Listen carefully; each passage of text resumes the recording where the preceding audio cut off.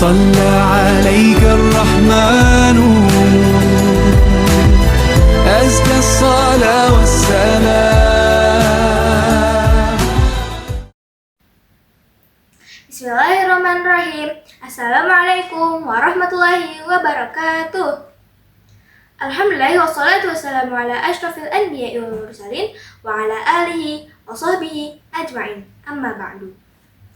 Pertama-tama dan yang paling utama, marilah kita panjatkan puji dan syukur kepada Allah Subhanahu wa taala. Tak lupa, salat serta salam mari kita curahkan kepada Nabi besar kita, Nabi Muhammad sallallahu alaihi wasallam. Halo semuanya, perkenalkan nama saya Huna dari kelas 6 Hunain. Pada kesempatan kali ini, saya akan menyampaikan kisah tentang Perang Uhud. Perang Uhud adalah salah satu peristiwa besar dalam sejarah Islam. Perang ini berlangsung setelah kaum kafir Quraisy mengalami kekalahan di Badar. Kaum Quraisy begitu tersakiti, mereka ingin membalas dendam kepada kaum muslim. Abu Sufyan dari Quraisy menyiapkan 3.000 pasukan dan 200 kavaleri yang dipimpin oleh ahli strategi perang yaitu Khalid bin Walid. Ketenangan di kota Madinah berakhir ketika Abbas, paman Rasulullah, membawa surat dari Mekah. Para penduduk Madinah menyadari bahwa akan ada bahaya. Rasulullah segera mengirim orang untuk mengawasi dan memantau para kaum kafir Quraisy yang berkemah di Jabal Sabkhah. Rasulullah awalnya mengusulkan agar bertahan di kota Madinah. Namun, sebagian sahabat mengusulkan untuk menyambut musuh di luar kota. Akhirnya, Rasulullah pun mengenakan baju zirahnya sebagai tanda mulainya peperangan. Dan kaum muslim pun bergerak menuju Uhud. Pasukan muslim yang dipimpin langsung oleh Rasulullah berjumlah 1.000 orang infanteri dan 50 orang pasukan pemanah. Namun di perjalanan, 300 orang yang dipimpin oleh Abdullah bin Ubay berkhianat. Mereka pun mundur dari peperangan dan kembali ke Madinah. Walau begitu, 700 orang tetap ikut perang bersama Rasulullah. Rasulullah kemudian mengatur strategi dan menempatkan 50 pasukan pemanah naik ke bukit. Dan beliau berpesan kepada pasukan muslim, khususnya pasukan pemanah, tetaplah di tempat kalian dan jangan tinggalkan posisi kalian apapun yang terjadi. Pertempuran sudah dimulai. Tolhah bin Abi Tolhah dari kaum Quraisy menantang kaum muslimin untuk berduel 1 lawan 1. Tantangan itu diterima oleh Ali bin Abi Thalib radhiyallahu an. Beliau melawan Tolhah bin Abi Tolhah. Dalam duel tersebut, Ali berhasil menewaskannya. Setelah Tolhah gugur, beberapa anggota keluarganya maju satu persatu. Perang yang sesungguhnya pun dimulai. Kaum kafir Quraisy menyerang. Anak panah pun jatuh berhamburan seperti hujan. Pasukan pemanah dari kaum muslimin terus memanah, sehingga kaum musuh sulit menghindar. Dengan izin Allah, kaum muslimin memperoleh keunggulan. Pasukan Quraisy kacau balau, banyak dari mereka yang melarikan diri.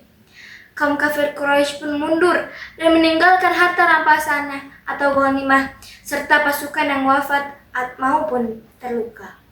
تبرحوا مكانكم لا تبرحوا مكانكم.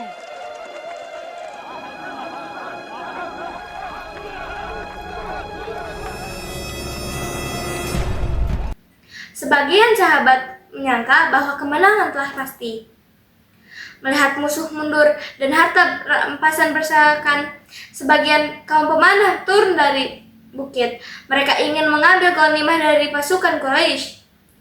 Namun Abdullah bin Jubair mengingatkan mereka akan pesan dari Rasulullah. Tapi mereka mengabaikannya dan tetap turun untuk mengambil ghanimah tersebut, dan hanya sedikit saja yang tetap di posisi. Khalid bin Walid melihat kesempatan ini dan segera memutari gunung Uhud dan menyerang kaum muslimin dari belakang. Seketika, pasukan muslim pun terkepung dari depan dan belakang. Kaum muslimin panik. Keadaan berubah menjadi kekacauan besar. Dan ke situasi genting itu Rasulullah terluka, wajahnya terluka, gigi beliau patah. Melihat itu, para sahabat berlomba-lomba melindungi Rasulullah. Ila Rasulillah, ila Rasulillah. Mereka menjadi perisai hidup Rasulullah hingga banyak yang gugur sebagai syuhada. Di antara para syuhada ialah Hamzah bin Abdul Muthalib, paman dan pembela setia Rasulullah. Hamzah dibunuh oleh Wahsy, budak yang diperintah oleh Hindun untuk membalaskan dendam atas wafatnya ayah dan saudaranya. Wafatnya Hamzah membuat Rasulullah dan para sahabat sangat sedih. Allah melindungi Rasulnya hingga selamat. Dan setelah perang berakhir, Rasulullah dan para sahabat menyolatkan dan menguburkan para kaum muslimin yang mati syahid di Jabal Uhud, dan mereka pun kembali ke Madinah. Hikmah dari perang Uhud yang bisa kita pelajari adalah yang pertama, pentingnya ketaatan kepada Allah dan Rasul-Nya. Jangan serakah dan jangan lengah dengan dunia. Pentingnya kesabaran dalam ujian dan bahwa kekalahan bukanlah akhir dari segalanya. Semoga kita dapat mengambil ibrah dari peristiwa besar ini dan menerapkannya dalam kehidupan sehari-hari. Aqulu qouli hadza wa astaghfirullahal azim li wa lakum. Wassalamualaikum warahmatullahi wabarakatuh. يا ربي ارفع